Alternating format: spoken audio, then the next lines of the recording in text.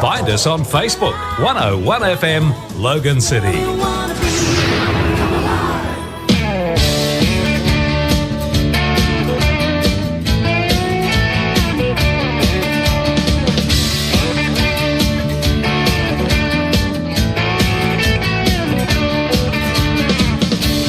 Free of the life that's held you down. The only way is up when you're lying on the ground. Reach for the stars, you might fall on a cloud. Reach for the road and you gotta bound. You already have all the answers inside you. You can be anything that you want to. Breaking free of the chains that bind you.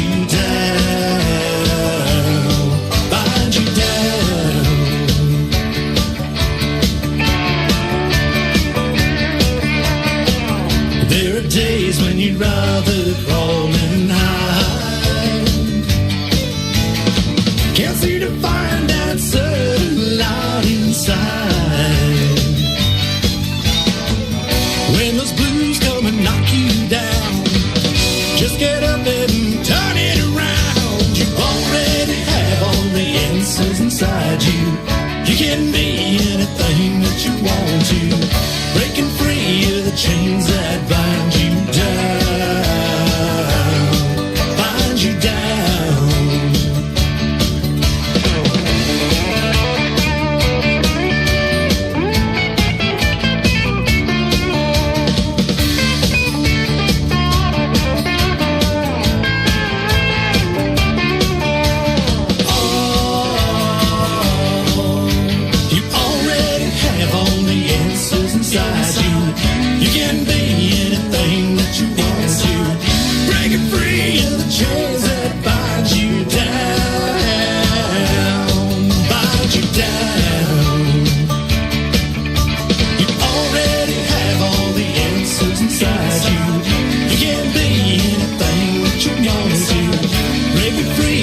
chains that bind you down. Bind you down. Bind you down. Bind you down. Bind you down.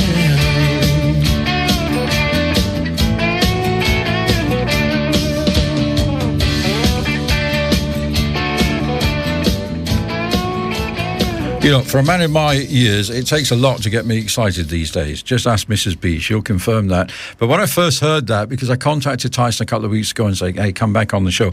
And I first heard the album, and I was actually spoilt for choice because there's so many good tracks on there. That was one of them. Welcome back to 101, Tyson Colman. Good morning, Mike. Good morning, listeners. Thank you very much for having me. And I have to say, I was trying to work out when the last time was that you were in here. It's been a while. Just over a year ago, mate. I reckon, yeah. Just over, I think it was. And look what's happened in a year. I mean, I've been very busy. You have. Just tell us, first of all, let's talk about the album straight away, and then you can tell us what you've been doing. I said to you off air, the production standards on here are through the roof. I mean, this is as good as anything out there. I'm very grateful that you say that. I'm with Crosscut Records, and it's produced by my friend Lindsay Waddington, and he's playing at least half a dozen different instruments on there, as well as engineering, producing. A very talented man, and then I've got some amazing musicians that have backed it up as well as the mastering company that does it. So I'm very, very spoilt, and I'm very, very happy with the end result. Lindsay, if you're listening to this, I hate you with a vengeance, okay? Because I play one instrument badly, and you can do all of them. But how confident, I mean, when you go into studio and you know you've got somebody like that, and you were talking about your backup band as well, what great musicianship. They're amazing people. I've got Ray Gretsch on guitar. I've got 4 or 5 bass players, including Mick Collins, Rob O'Sullivan. I've got Laurie Minson. He played with Jimmy Barnes, so I've got him playing banjo and mandolin and harp. So yeah. I'm very spoiled. And we were just talking about the banjo there in the background as well. I mean, the whole thing. So this has obviously been a long-term project. How long has it actually taken to put this album together? It's 3 years from start to release. So It's 12 months of writing the material, 12 months of demoing, and then 12 months to record the final product. Wow. And people just think, oh, yeah, singer-songwriters will get up one morning, write a song, go into the studio next day, and it's done. And it's not quite like that. Not always. No, look, you can do that, but my stuff's, it's all planned out. It's part of a bigger plan for my career, and so it takes time, and that's what we do. We spend a lot of time working on the material and working on the album. hopefully to get it right. Well, it's certainly, and again, we're going to play another track shortly called King of the Saddle, which I love. And as I say, we were spoiled, totally spoiled for choice on here.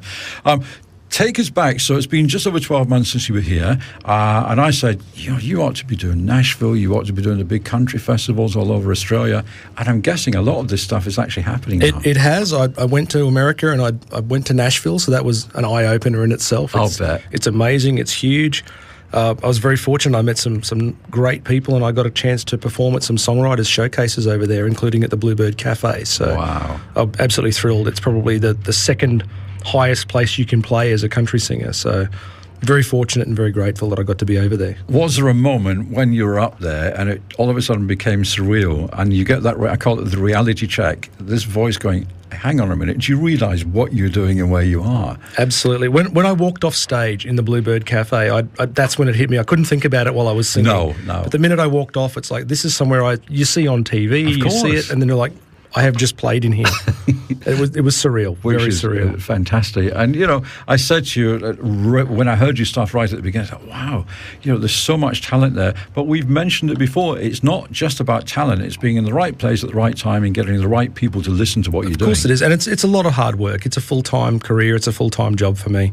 So I spend all of my time. This weekend I was up at Toowoomba performing for a Life Flight Care Choppers. We were doing a fundraiser up there. Great fundraiser. Absolutely. We had a great day. So some good names came up and supported it. But it's a lot of work behind the scenes. I have noticed a lot of younger people, because what I love about the way country music has evolved, I mean, it's gone almost country rock now, which is what this kind of stuff that you're doing. But it seems to be attracting some younger people. And I notice a lot of young girls now are doing this kind of music as well. It is. There's a lot of attention on country music now, and a lot of people want to be a part of it. And that's great for everyone, because the more attention that's drawn to the industry and the genre, then the more interest there is in it. Because, you've got big names out there making some serious money. Obviously, we mentioned Garth Brooks when we were chatting off air. I mean, Keith Urban's another one. He's not done bad for himself. No, he's done all right.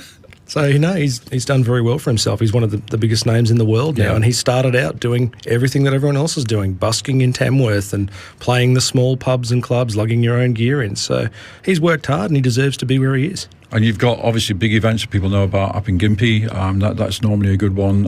All over Queensland, there's things going on. Where are you appearing next if people want to actually come and see you live? My next live gig is down at Harrigan's Drift Inn at Jacobs Well. I know it well. Yeah, I'm down there on the 14th of April with the duo. So it'll be myself and my guitarist, Ray Gretsch, will be down there. Because Harrigan's, I mean, I think, was John Farnham there? John Farnham was there a couple of Sundays ago. I went with my partner and we had a great day. He's amazing. He was amazing. Isn't he just? We saw him at the Entertainment Centre about 2 years ago with Olivia Newton-John, and you go, wow, 20 retirements on, and he's still every bit as good as he was back in the day that he brought You the Voice out. And his voice is amazing. I'm a singer, and I will never be anywhere near as good as what he is. In 20 years' time, he is just incredible. And as a performer, you can appreciate, wow, this guy's got such talent and such skill. And what I love about him is very humble. He comes across as just him, and sometimes you get the impression he can't believe his luck to absolutely. Where he is. He seems like a really nice man, and it was a wonderful concert to be at. I love music, and I love supporting other acts and supporting music as well as recording and playing my own. So you've already gone up a level. How do you take your career to the very next level, and we start getting some television appearances and people start to know your name in that same kind of level? It's just marketing from now on. It's getting out, playing more venues, playing more festivals, speaking to people, doing interviews like this morning, and just getting my brand out there, letting people know who I am and what I'm doing. And I think also it's trying to, I hate to use the word educate, but to educate people that country music has evolved. And as we say, it has moved on, and it's gone very far away from the original roots, I think. But having said that, listening to some of the tracks in the background there, some of the instruments, you think, yeah, I can feel the country in there as well. I sort of sit in the middle. I'm not as country pop as some of the newer artists coming out, and I'm not as traditional as some of our bush balladeers that do the more traditional stuff. So I love traditional instruments. I love mandolin, banjo, pedal steel. It's all the way through my album. So looking back at the entire genre, I've got some of the history in my music, but I've got the electric guitars and I've got Yeah. the heavier drum beats and things. So I'm right in the middle of everything, and I think that's a good place for me. But what's also interesting is how lyrics have changed, because if you go back to the early stages of country music, and it was all doom and gloom and depression, I woke up this morning and I hated my life and all this stuff. This is a really up-tempo, upbeat album that you've got. Well, it's a lot of fun for me. It's again, the genre's evolved. So the original country singers were singing about horrible conditions Yeah. and things that were happening in their life. Well, my life's not like that. My life is about my family and my music, so that's what I can sing about. The track that you're about to play, King of the Saddle, that was written with my dad. So he was a rodeo rider in his youth. Really? So I Oh, wanted some help writing a rodeo song, and Dad was there, so we sat down and penned it out, and I put some chords to it. And it's a family affair. I've got my son, he's 16, he's singing backup vocals on the track. So this one's important to me, and I'm glad you picked that one. Yeah, as the no, I one to- love it. the So, one to so how play. proud does that make you feel when you've got your lad incredibly there? proud. It's a big family affair, and to have it on my album and have it out on the radio is a great feeling. Because, you know, to be honest with kids, I mean, normally they're embarrassed by what mum and dad does. I mean, my lot, they've no idea how to do radio, none whatsoever. They'd be horrified if they knew what I No, did. they should know. You're good at it. But, you know, most kids they don't appreciate what the parents do. He's obviously been brought up with the music in the household, but to have him say, I'll come and I'll do some stuff with you. That's Yeah, great. look, I'm lucky. My son is a good kid, and he loves his music. That's what he wants to do. I'm pushing him to get an education and do some Yeah. other things first, like you should. But he wants to be a musician, and he plays guitar and he sings. So he's ready to jump into my band as soon as I'll let him. Yeah. I'm sure that any of your other band listening are thinking, hang on a minute, are we on notice here? So this is, what a great story. I had no idea that was the background to this song. I know, And you picked it at random, yeah. so that's wonderful. And as I say, what is wonderful about this is the choice, so many choices on the album, and you very kindly offered to give one away this morning. Which Absolutely. I think is terrific Listeners, as well. if they're interested.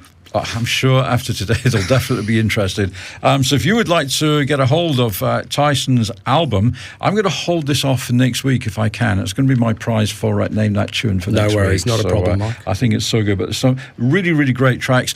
Just very briefly, before we play this one, that's a great story. What are the stories behind one or two of the other tracks that you've got on here? I mean, that's... Look, it's things in my life. I've written about stories and things that have happened to me.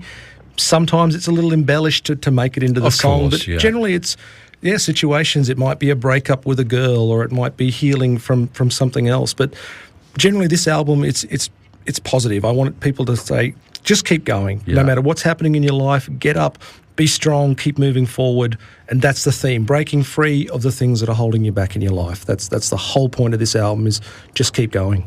And you've proved that, you know, the sheer determination to end up doing what you did and to sing in one of those amazing venues is fantastic. And any big festivals lined up? I've just done Tamworth, and I've got applications in for Groundwater and Gympie, so I'm waiting to hear back on those. I see. All they need to do is listen to this interview. Not a problem. You don't even have to thank you. audition. It's all sorted. So our guest this morning then, Tyson Colman. This track is called King of the Saddle. A fantastic story behind it, which I had no idea. Thank you so much for coming in and chatting to us on the show. And, you know, maybe next time we'll be watching you up there with Garth Brooks and all the rest of it, because you certainly deserve it. Mate, thank you very much. Appreciate you having me in. So if you want to know a little bit more, and perhaps you didn't get the details of where Tyson's going to be appearing, you can always give us a ring here at 101 FM, of course, 3808 8101. I'm going to play another track from the album, and this one is called King of the Saddle.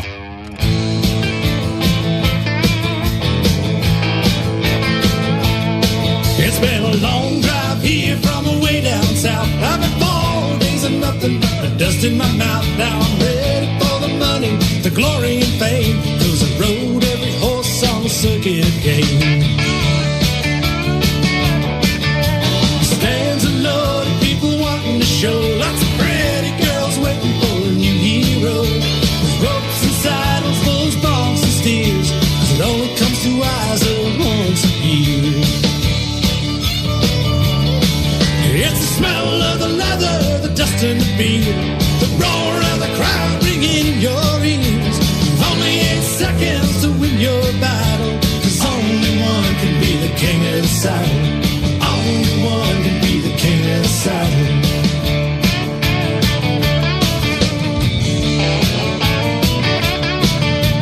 Step to the chute, feeling wild and mean, in my gooseneck spurs and double-stitch jeans. I shouted, let's dance, and the gates swung wide. I rigged for his flanks with my hand held high. He bucked to the left and he shot to the right. The rigging started shifting, but I held on tight. He twisted and spun in a vicious attack. I went up in the air, came down flat on my back. I climbed to my feet, feeling less and proud. My face was all covered with an oily shroud. But the chills made it worth all the bruising and pain. And I'll be back next year to do it all again. 'Cause when the beer starts flowing and the music is loud, there's nothing more pumping than a rodeo crowd. You've only 8 seconds to prove you got it. Most of the time you end up covered in the smell of the leather, the dust in the beer, the roar of the crowd ringing in your ears. You've only 8 seconds to win your battle. 'Cause only one can be the king of the saddle. Only one can be the king of the saddle.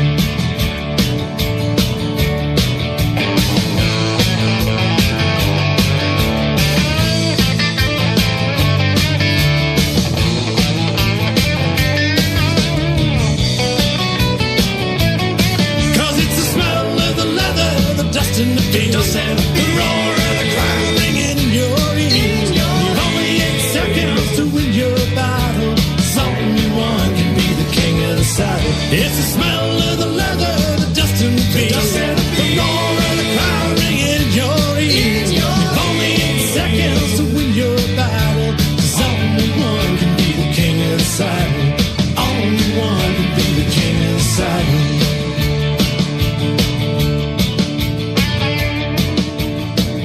Tyson Colman on 101 FM singing King of the Saddle. We were giving away that album next week. So, and again, absolutely delight. Always a pleasure. A very humble, a very charming man, and a joy to chat to here in the studio.